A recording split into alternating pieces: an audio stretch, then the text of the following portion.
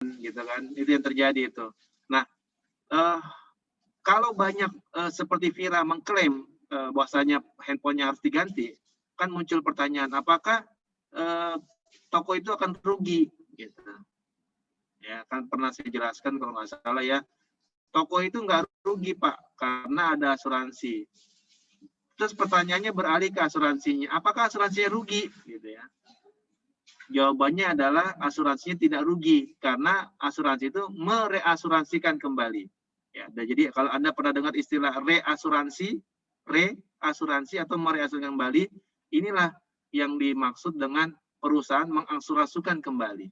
Gitu ya. Jadi kalau contoh Vira sebagai pembeli, Andi Wilio sebagai penjual, Relinda sebagai perusahaan asuransi, Aswan Baharudin sebagai perusahaan asuransi besar.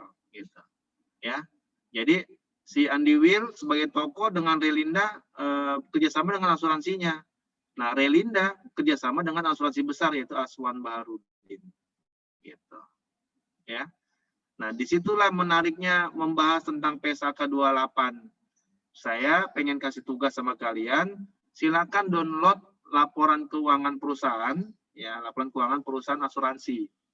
Di Indonesia itu banyak sekali perusahaan asuransi. Silakan Anda download tahun berapa aja, saya tidak peduli tahunnya. Yang jelas Anda sebanyak 30 orang ini berbeda-beda perusahaannya, ya. Berbeda-beda perusahaannya, dan saya pengen lihat analisis Anda terhadap perusahaan asuransi. Ya tentu ada 5 analisis kan, tentang pendapatannya, pengklaimannya, gitu kan, yang minggu lalu kita bahas itu. Gitu. Ya. Silakan di-download, kemudian diberikan analisis. Analisisnya itu ya, diketik aja ya, jangan tulis tangan ya. Nanti tulis tangan capek, karena belum puasa ini. Jadi silakan diketik aja. Ya.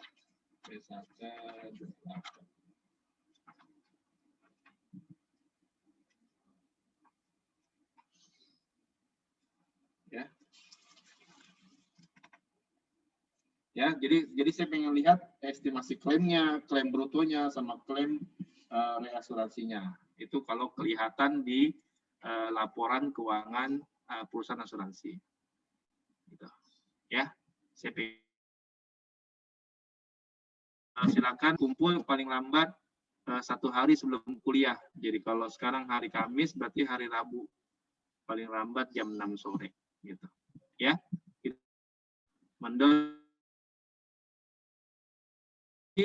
kemudian Anda menganalisis, ya, silakan dilihat akun-akunnya, ya, lihat juga perusahaan itu berdiri tahun berapa, dan sebagainya.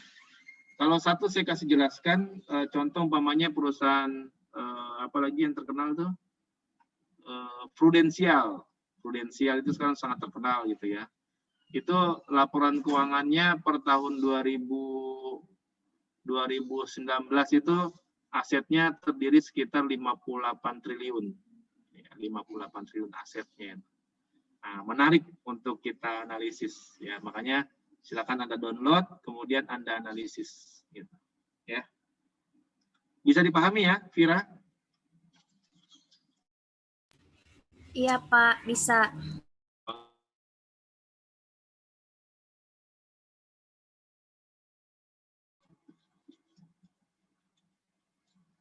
Ya, jaringannya kadang-kadang. Oke, seperti itu yang minggu lalu penjelasan dengan tugas yang mau saya berikan. Nah, sekarang pertemuan hari ini membahas tentang saya dipercaya membawakan mata kuliah perkara real estate. Ya. Jadi memang real estate itu salah satu masalah yang sangat kompleks ya. Jadi yang menjadi permasalahan di sini adalah sebenarnya pengakuan pendapatannya.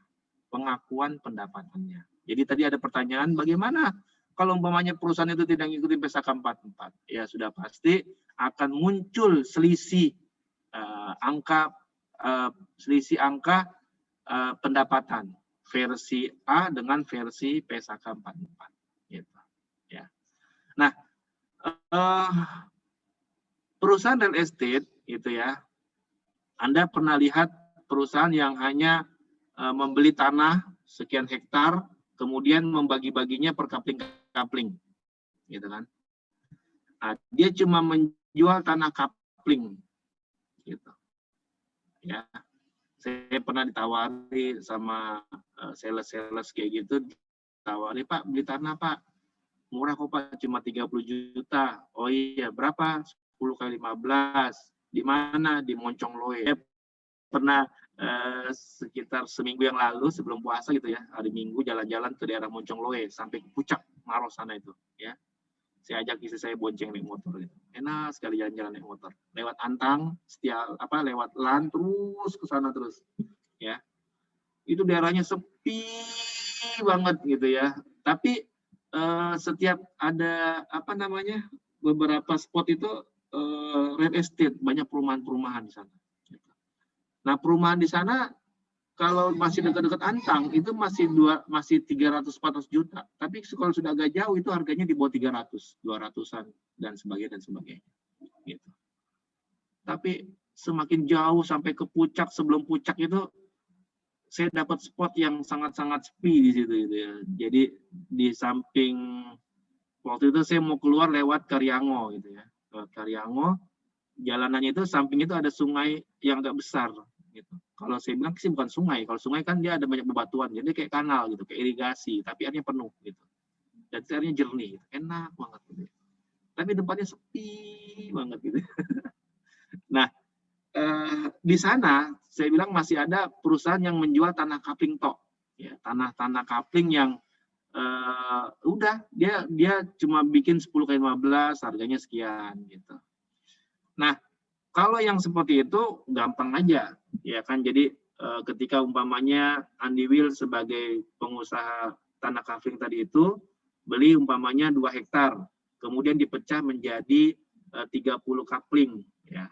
Belinya 2 hektar harganya 1 miliar, dipecah 30 kapling, kemudian kalau laku semua dapat 1,5 M, berarti pendapatannya keuntungannya adalah 500 juta. Itu gampang aja, gitu. Itu gampang aja.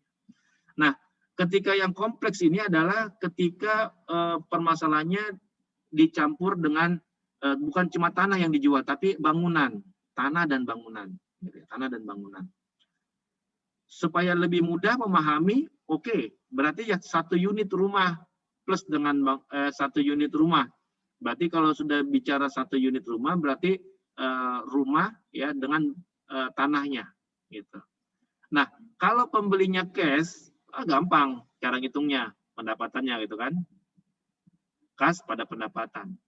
Tapi ketika pembelinya cicil, nah kita harus memperhitungkan nih, berapa harga rumah tersebut 1 unitnya, berapa DP-nya, berapa sisa hutangnya, kan gitu.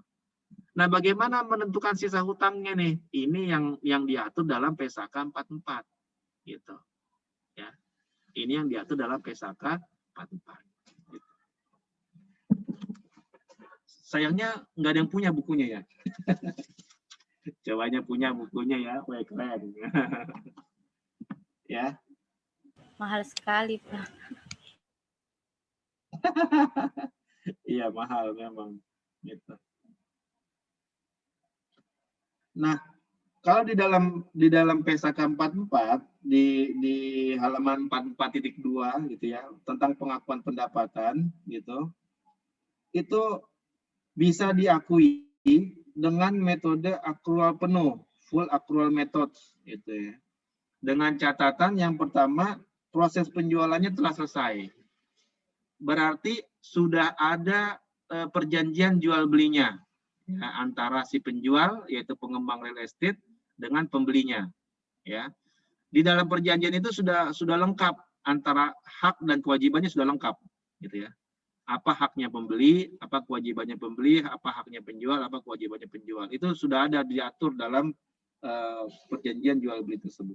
Gitu. Gitu. Nah, kemudian harga jual pastinya sudah disepakati berapa harga jualnya, dan ketika pembelinya itu membeli secara cicil, maka kita sebagai perusahaan ya pengembang real estate itu kita akan menghitung berapa sebenarnya jumlah piutang kita. Ya, jadi langsung bermindset piutang. gitu ya.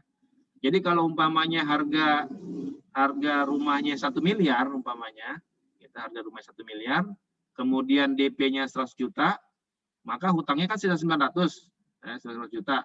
Nah, bunganya ini bunga apa? Bunga menetap, ya, bunga menurun, atau bunga mengambang, ya, fixed rate, floating rate, and mixed rate.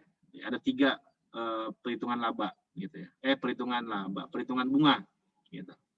Ya, fixed rate, floating rate, and mixed rate, gitu. Nah, kalau perjanjiannya umpamanya floating rate, bunga mengambang. Bunga mengambang maksudnya mengikuti suku bunga yang berlaku, gitu. Nah, itu berarti kita harus menghitung, ya, dengan dengan bunga yang tidak boleh di bawah daripada yang berlaku, gitu. Jadi ngitungnya itu kita memang udah ngitung untung, gitu loh. Saya coba dijadikan host PC share screen, Bu Kety.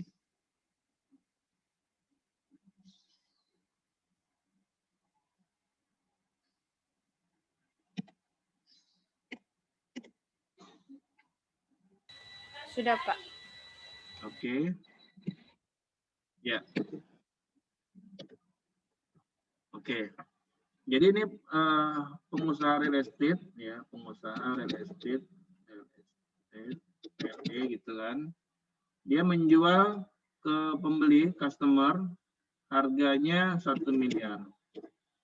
DP-nya, down payment-nya 100 juta.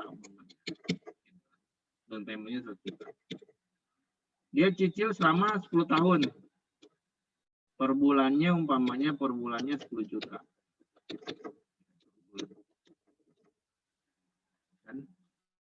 Nah,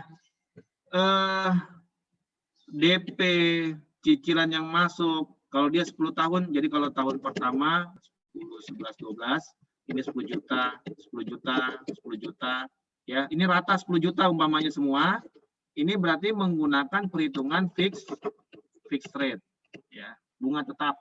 Jadi 10 juta ini udah plus dengan bunganya, dia fixed rate. Jadi bayarnya 10 juta terus sampai selesai. Kalau dia menggunakan floating rate, bunga mengambang, ini mengikuti suku bunga yang berlaku. Ya, jadi kalau di tahun pertama umpamanya kesepakatannya bunganya 20%, tahun kedua bunganya 22%, tahun ketiga 23%. Ini kan ngikutin suku bunga. Berarti bayarnya tidak mesti sama 10 juta. Gitu. Ya, tidak mesti sama 10 juta. Itu kalau pakai floating rate. Kalau yang ketiga pakai mixed rate, ya, mixed rate. Mixed rate itu artinya campuran antara floating rate dengan fixed rate. Ya, dicampur. Bagaimana cara campurnya? Cara nyampurnya, kalau dia 10 tahun, ya berarti 5 tahun menggunakan floating rate, 5 tahun menggunakan fixed rate. Gitu. Dia dicampur. Gitu. Ya. Apapun contoh perhitungannya itu semua, apapun metodenya, uang yang masuk tadi ini, cicilan yang masuk ini semua dianggap sebagai uang muka. Uang muka. Ya. Dianggap sebagai uang muka. Ya. Berarti gimana, Pak? Berarti gampangannya gini. Kalau umpamanya harganya 1 miliar, kemudian DP 100 juta, berarti kan sisa 900 gitu ya. Anggaplah ini sudah 900 sudah dengan bunganya. Nah, berarti uang yang masuk ini dianggap sebagai uang muka, tapi mengurangi jumlah hutang. Mengurangi jumlah hutang. Gitu. Jadi semakin Anda rajin bayar, itu maka semakin berkurang hutangnya. Gitu. Ya, itu kalau skemanya semua lancar membayar. Bagaimana kalau ada yang tidak lancar membayar? Itu kan menjadi pertanyaan. Gitu kan? Kalau ada yang tidak lancar membayar, maka perusahaan membuatkan akun cadangan kerugian piutang. Buatkan akun cadangan kerugian piutang. Pak, berapa persen Pak yang mau dicadangkan? Ya terserah kebijakan daripada perusahaan tadi itu. Dia mau cadangkan berapa persen. Gitu. Ya, karena kan kita tidak tahu pasti dari sekian banyak pembeli kita tidak tahu berapa persen yang akhirnya tidak lanjut sampai selesai, gitu. Karena 10 tahun itu waktu yang cukup lama, gitu ya. Banyak hal bisa terjadi. Hari ini mungkin jadi pejabat, bisa nyicil rumah, tapi besok-besok sudah tidak menjabat, bagaimana dia bisa cicil rumah, umpamanya gitu.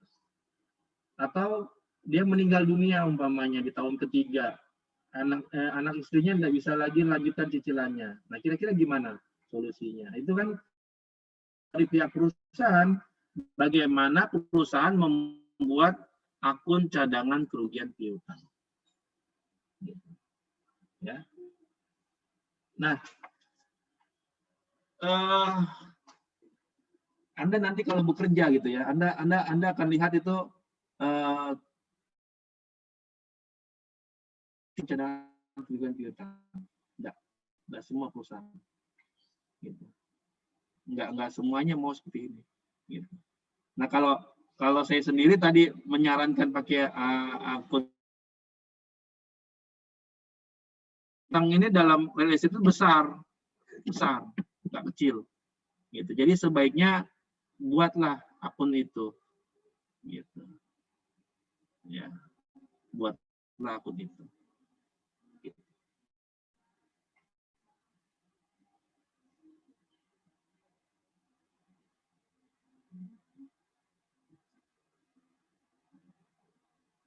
Gitu ya.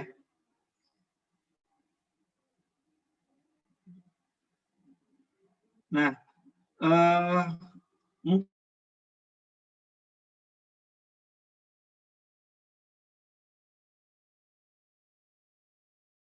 kalau dianggap akan tertagih apabila jumlah pembayaran oleh pembeli telah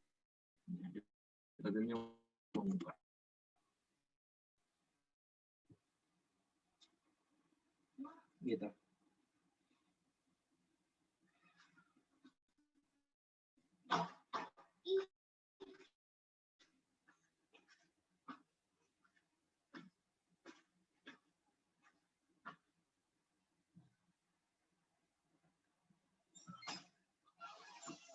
Nah, kemudian bagaimana dengan pengakuan penyusutan, Pak? Penyusutan masih tetap diakui dan dicatat oleh penjual, bukan pembeli. Ya. Penjual berarti di sini pihak real estate-nya. Itu masalah penyusutan.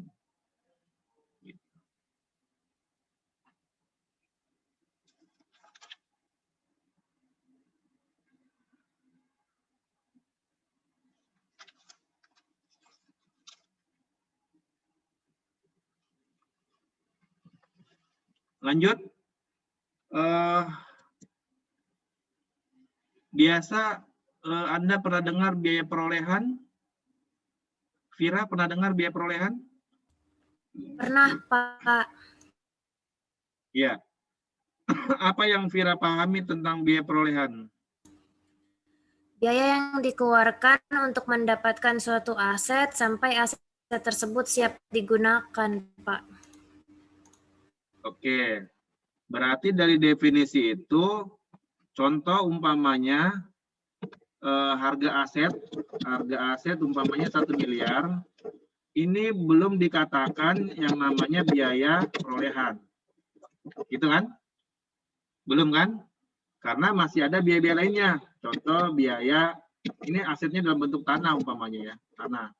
Berarti ada biaya balik nama, biaya akte jual beli, bisa sana cek lokasi gitu kan. Ini biaya-biaya semua nih.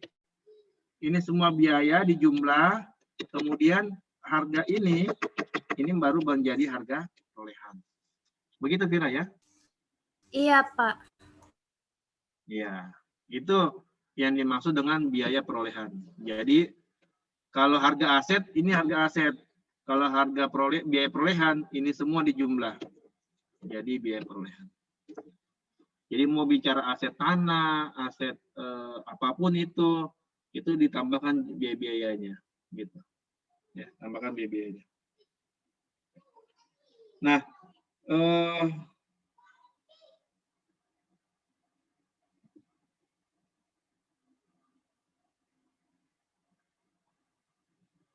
Jadi kalau umpamanya kita kembali ke permasalahan real estate, ya biaya perolehan, contoh perolehan tanah umpamanya, maka tidak hanya berbicara aset tadi ini ya, tapi ada juga bicara biaya-biaya lainnya, ya, termasuk pengurusan biaya ke pemerintahan, ya, lobby kiri kanannya itu kan biasa kan kayak gitu kan, ya maksudnya biaya pemerintahan ini maksudnya surat izinnya, gitu.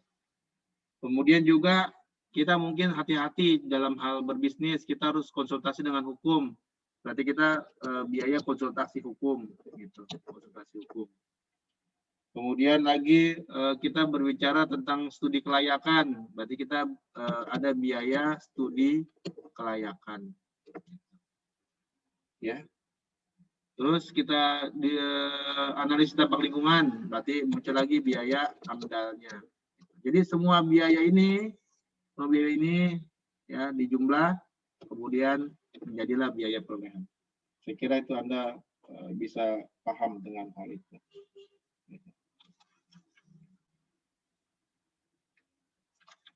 Oke, kira-kira itu aja mungkin yang saya bisa tambahkan di materi PSAK 44. Tentunya ini akan menjadi sebuah modal bagi Anda yang nanti ke depannya mungkin akan berbisnis sebagai developer gitu ya, atau sebagai pengusaha real estate gitu ya. Ya siapa tahu Rosa Purnama jadi pengusaha real estate gitu ya. Amin Pak, amin. Amin. Ya, amin. Di pengusaha real estate di kampungnya gitu. Flores, Pak. Ya, kenapa itu kampungmu kesian? Ada kena musibah? Iya, Pak. Rumahmu bagaimana? Aman, Pak, aman. Oh, aman. Alhamdulillah kalau rumahmu aman. Ya. Floresmu di mana lagi? Larantuka ya? Iya, Pak, di Karatu, Pak. Larantuka kena juga kemarin itu banjir bandang. Di Adonara, Pak. Oh, di Adonara yang kena ya? Iya. Adonara.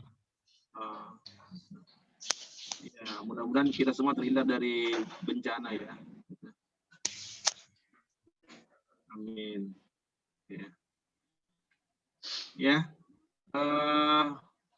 Itu penjelasan tambahan saya tentang PSAK 44 tentang real estate gitu ya. Tapi kalau ada pertanyaan silakan ditanyakan. Kalau tidak ada, saya pengen kasih pencerahan lagi tentang usaha real estate itu gimana gitu ya. Silakan kalau ada pertanyaan dulu.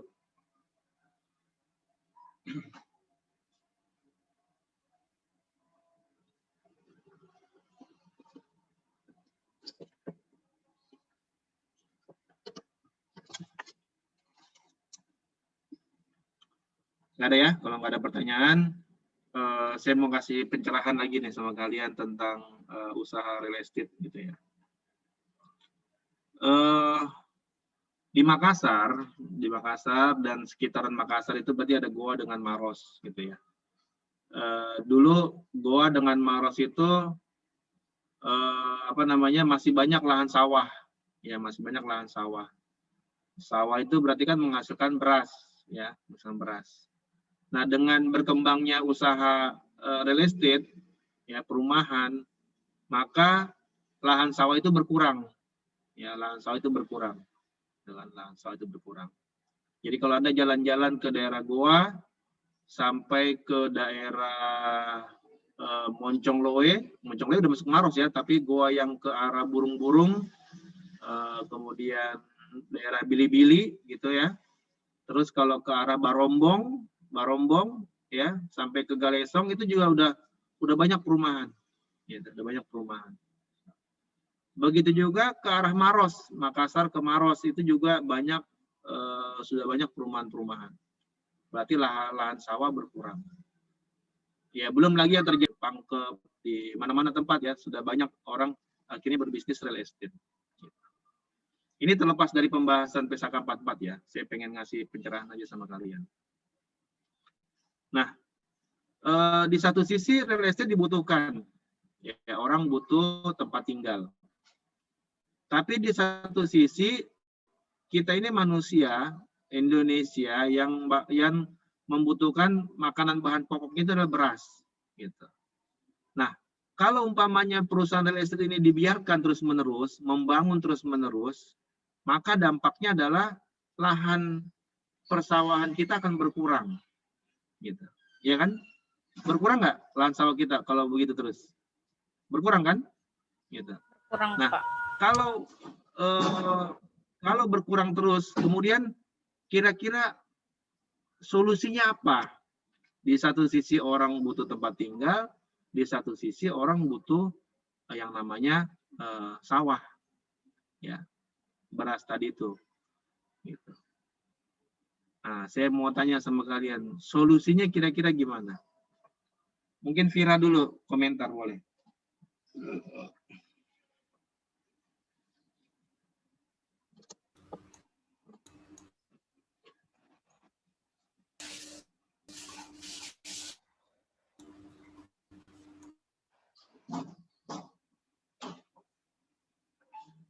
Silakan Vira, kalau mau komentar.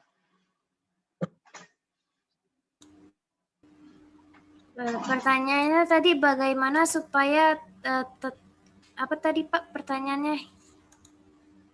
Ya, di satu sisi orang butuh rumah tinggal, di satu sisi orang butuh beras. Nah, kira-kira untuk menyeimbangkannya gimana?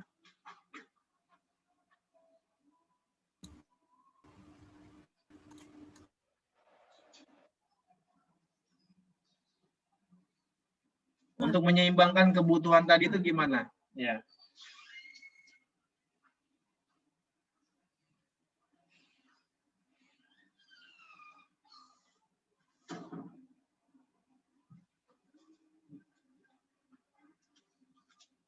Halo Vira, enggak termute kiana tak mic tak. Di open mic dulu, open mic. Ya. Ya, silakan. Kalau menurut saya Pak, solusinya di satu sisi butuh beras, di satu sisi butuh tempat tinggal. Kalau menurut saya itu lebih dipertimbangkan lagi supaya jangan sampai terlalu banyak real estate-nya sampai susah untuk bercocok tanam sawah. Bisa juga misalkan untuk real estate-nya itu dibikin kayak yang apartemen bertingkat atau rumah bertingkat, jadi kayak enggak memperluas lahan tapi tetap ada banyak untuk memenuhi kebutuhan yang tempat tinggal. Seperti apartemen, rumah tingkat, Apartemen ya. seperti itu. Ya. Oke, terima kasih. Apartemen dan rumah tingkat solusinya ya. Iya, Pak. Oke, terima kasih Vira. Sama-sama. Kalau Aswan, ya, Kakak Aswan, apa komentar Kakak Aswan? Oh, iya Pak. Gampang-gampang susah ya Pak.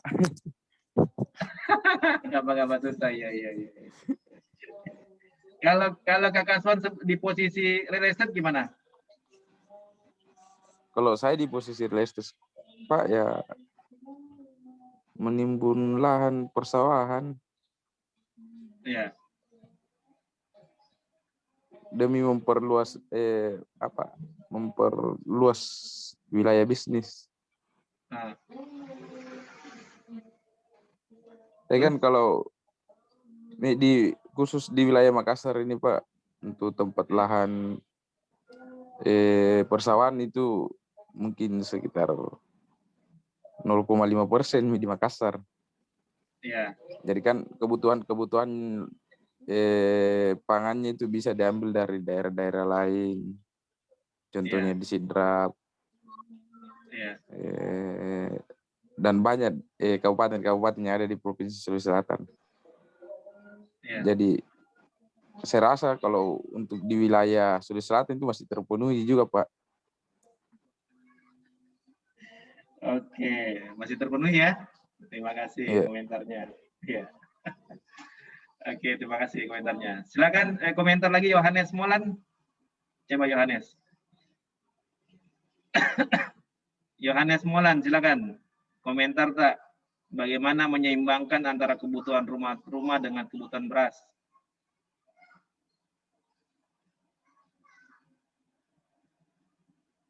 Ya, open mic dulu Yohanes, open mic.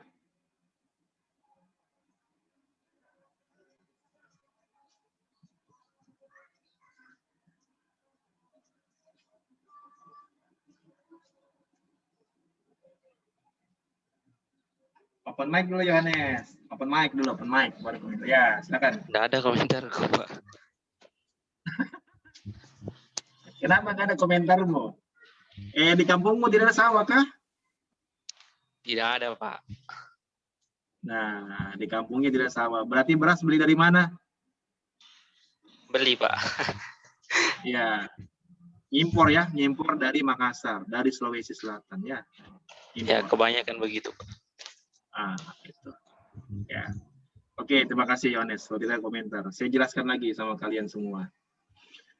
Indonesia bagian timur, Dek, itu masih banyak atau boleh dikatakan sangat sedikit lahan sawah.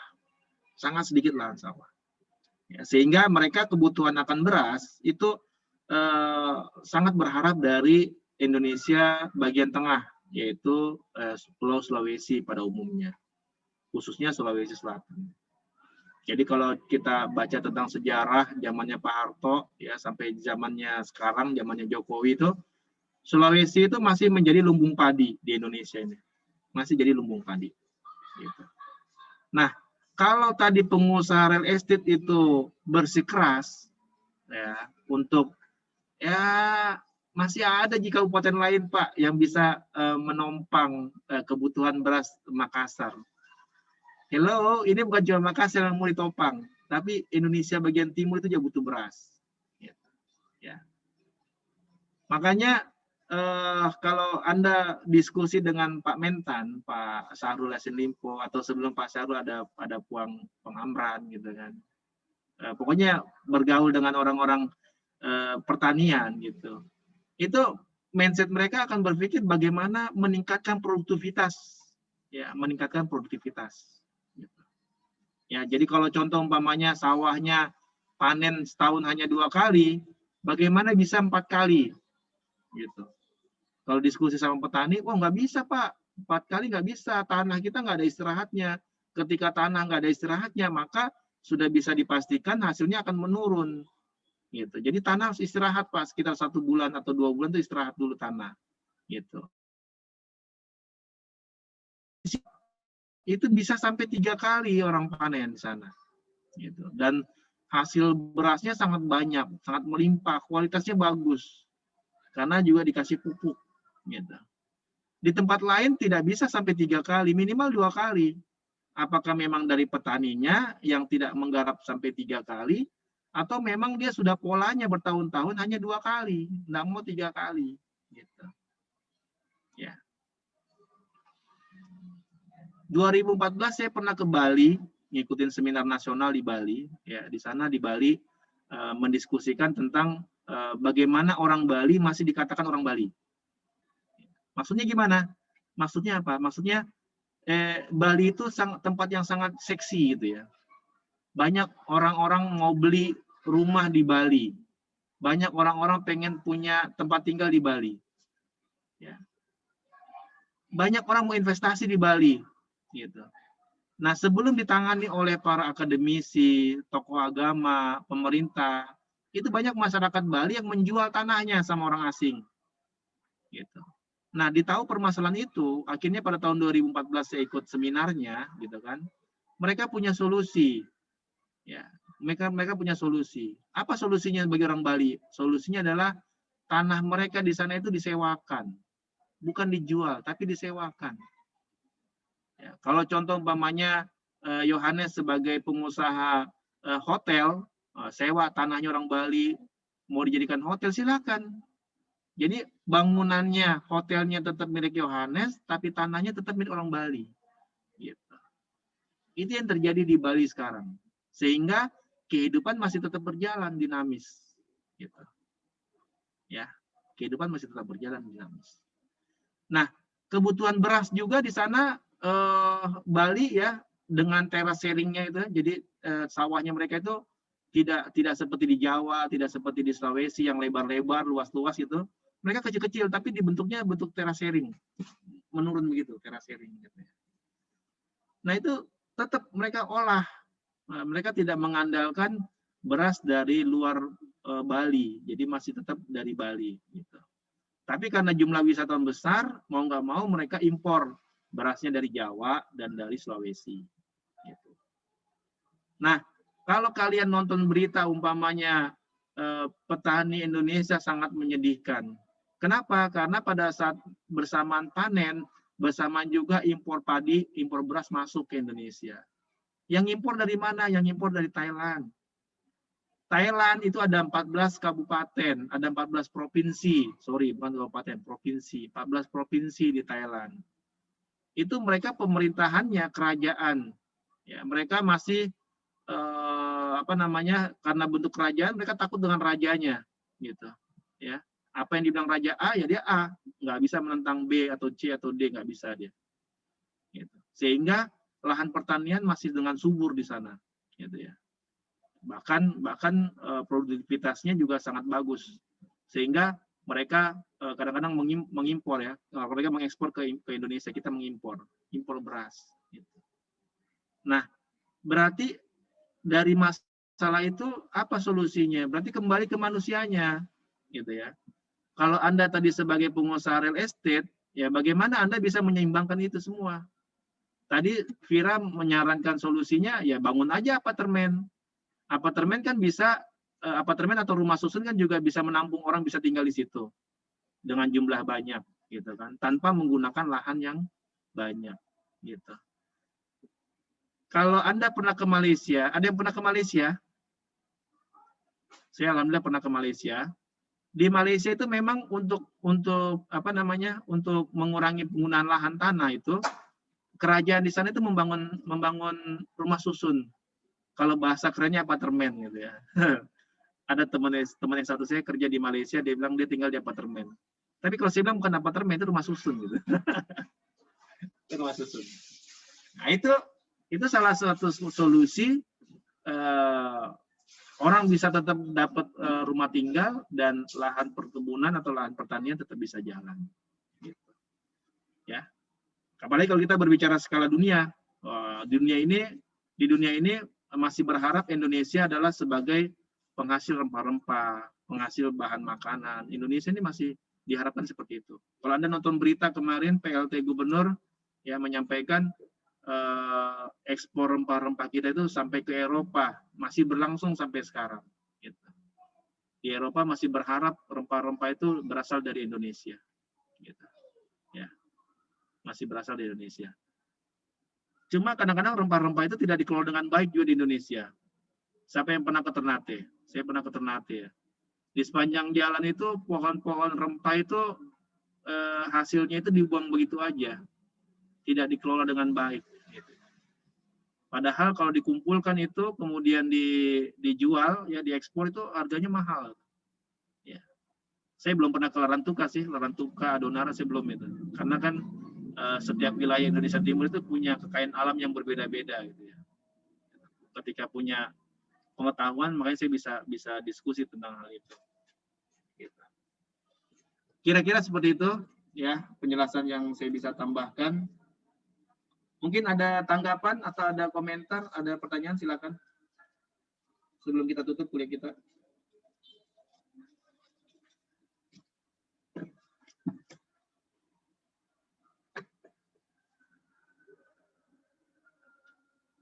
Andi Will, ada komentar, silakan. Oke. Saya Pak terkait yang tadi tanah sama bangunan yang di Bali. Kan beda pemiliknya sama yang perusahaan. Ya. Pemiliknya tetap orang Bali, kemudian perusahaan dia miliki kan yang hotel. Nah, bagaimana ini Pak kalau misalkan pemilik tanah kayak mau ngambil tanahnya Pak, enggak mau maksudnya nanti kan penyewaannya ke yang punya hotel ini Pak. Atau ada memang perjanjiannya bilang segini, berapa lama. Oke. Gitunya Pak. Oke, terima kasih. Bagus pertanyaannya ya. Pertanyaan itu mengingatkan saya kepada orang-orang yang berbisnis di Kota Makassar. Gitu. Orang yang berbisnis di Kota Makassar itu pertama dia sewa rukonya gitu kan. Berapa sewa ruko? Kosong ya. Saya sewa iya berapa? 5 juta setahun. Oke, saya sewa Mi. Setelah disewa, dia usaha rame jualannya, gitu kan, rame jualannya. Wow, pokoknya berlimpah ruah pembelinya, gitu. Nah, akhirnya pemilik ruko itu pengen dimiliki kembali gitu kan. Nah, pada saat masa sewanya habis gitu, nah, dia bilang, jangan disewa, ada yang mau sewa lagi. Gitu. Atau dia bikin siasat begini, boleh disewa tapi naik 2 kali lipat sewanya. Itu yang terjadi di Makassar gitu ya. Kalau di Bali enggak kayak gitu deh. Nah, di Bali sudah ada kesepakatan yang diatur oleh para akademisi, tokoh masyarakat, tokoh agama, dia sudah diatur gitu ya. Kenapa? Karena solusi daripada menyewakan tanah itu adalah pada saat mereka membahas tentang masalah-masalah yang terjadi di Bali. Ya. Yang punya tanah bilang gini, saya mau sekolahkan anak saya mau memenuhi kebutuhan rumah tangga saya. Sedangkan yang harta saya punya tinggal tanah itu, masa saya dilarang untuk menjual? Gitu. Nah, akhirnya solusi menyewakan itulah menjadi sebuah solusi yang tepat, ya. Karena dengan disewakan, berarti tanahnya tidak berpindah tangan, tidak dijual, tapi tetap dapat pendapatan. Nah, kalau umpamanya masa sewanya sudah habis 5 tahun kah, 10 tahun, ya, itu sudah diatur, ya, sudah diatur bahwasanya silakan diperpanjang, gitu ya. Pokoknya pemilik tanah tidak bisa serta-merta langsung men-take over, enggak bisa gitu ya.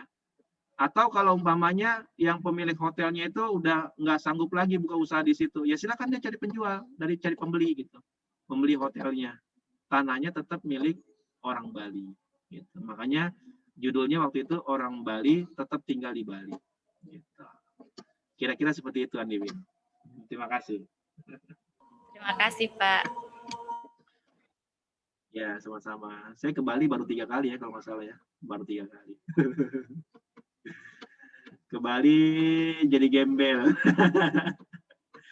modal apa? Rental motor keliling aja, naik pakai celana pendek, ya, pakai kaos oblong, sandal jepit, rental motor sehari 40.000, udah keliling Bali aja. Gitu. Oke, ada lagi? Silakan komentar. Kalau ada yang mau komentar.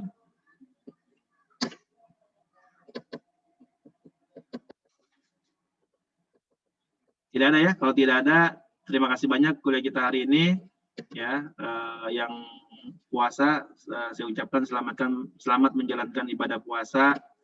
Perbanyak amalan, ya, karena tidak semua orang bisa menjumpai bulan puasa, gitu ya. Karena ketika kita bisa menjumpai bulan puasa, kita bersyukur, kemudian meningkatkan ibadah kita. Gitu. Semua amalan di bulan puasa itu akan dilipat gandakan.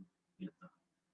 Ya, jadi Anda baca Al-Quran, ya dilipat gandakan pahalanya. Anda sholat sunnah, ya, sholat tarweh, gitu ya, itu dilipat gandakan semua. Zikir-zikir, istighfar dan sebagainya itu dilipat gandakan pahalanya. Sehingga memperbanyak pahala sampai akhirnya pahala-pahala itu akan mengantarkan kita masuk ke dalam surga kita. Amin. Terima kasih banyak kuliah kita. Mohon maaf kalau salah kata, salah perbuatan. Jangan balapan nah, karena musim puasa ini biasa orang balapan liar, baik sebelum puasa, sebelum sahur maupun setelah sahur. Jangan ikut-ikutan. Atau nonton saja, jangan juga nonton, ya, bahaya, ya, bahaya. Gitu. Saya udah banyak lihat lah orang cuma nonton di pinggir, tapi tiba-tiba motor yang balapan itu nyasar ke pinggir, kena yang nonton, kasihan. Jangan, nah, mending di rumah aja, ya. Kalau ada tugas kerja tugasnya. Kalau selesai tugasnya baca Al-Quran lagi, gitu. Ya, ditargetkan 1 bulan ini minimal 1 hatam Al-Qurannya, 30 juz, gitu. Oke, jaga kesehatan, ya. Semoga sehat semua, Saya tutup kuliah ini. Assalamualaikum warahmatullahi wabarakatuh dan selamat sore. Waalaikumsalam warahmatullahi wabarakatuh. Terima kasih, Pak. Terima kasih. Terima kasih. Terima kasih, Pak. Sore. Ya.